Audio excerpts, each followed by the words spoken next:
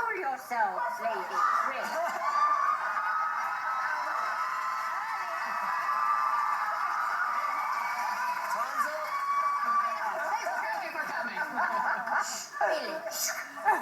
Earlier in the show, I shared something with our viewers. Yeah. Just a little It personal. seemed very easy for you too, didn't it? It's just bursting to come out. How long have you been holding on to that one? Working that way, I was 25, I'm now 61, so it's like, it's been a couple of years. So, is there anything that you'd like to share with our audience that we don't know about you? Something of a personal nature. Yeah, okay. Mine has nothing to do with Jay Leno. Or you, Mrs. Osborne. But, mine's a little bit more of a sort of a kind of a weird, quirky, fetishistic thing. So, I use that word sort of in a loose way. I think he's a new Christian Grey. Go on. No.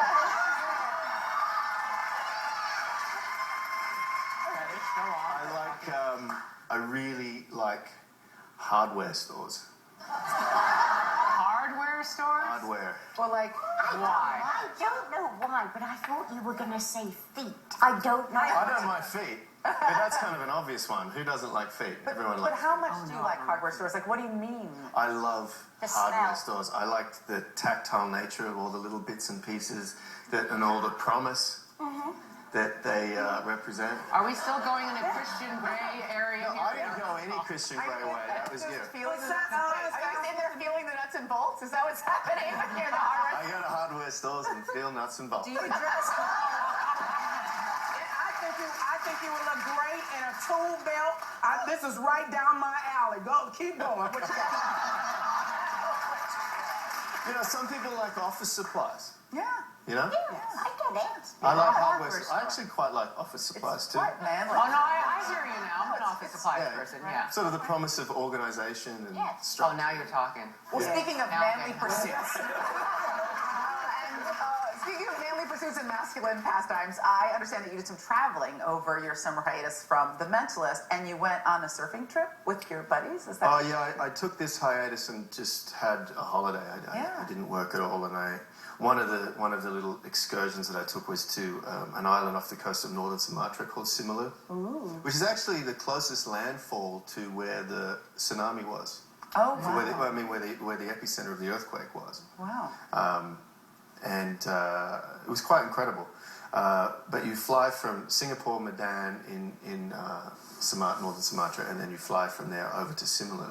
And the plane you fly over in is... A I bet challenge. it's like a mosquito, right?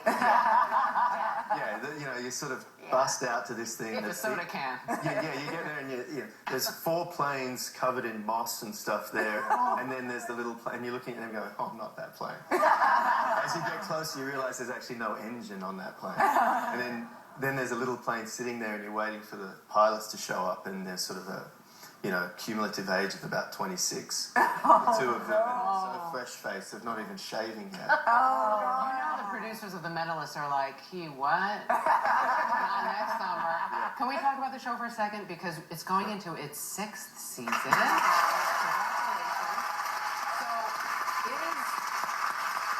is this the season where we find out the identity of Red John, the character who killed your character's wife and daughter? Do you know if it's going to get revealed?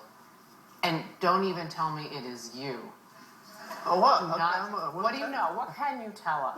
Well, obviously I can't tell you that it's me. You better I'm not. not messing with you. Don't even.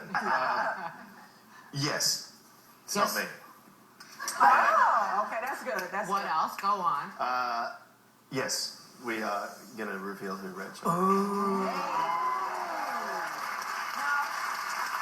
After 5+ seasons together, you and your co-star Robin Tunney have become very close, and I heard that she actually did something to you that only your children have done to you. Yeah, she did actually. She's very good at this and continuing on. She vomited on me. Oh! Yeah. No, it was actually quite pleasant, and I feel closer to her. Why Why did she She's bump? sick. She was sick at work, and she's she's one of the great humans. She's such a trooper. Her work ethic is incredible. Sometimes, you know, you work hard. Sometimes you're not feeling so great. You're at work. And I was mid-conversation with her one day. She's going to hate me for telling this, but it was incredibly charming. I've never seen anyone do it, where she was chatting and mid-sentence, she threw up, and I had to. It was like the Matrix.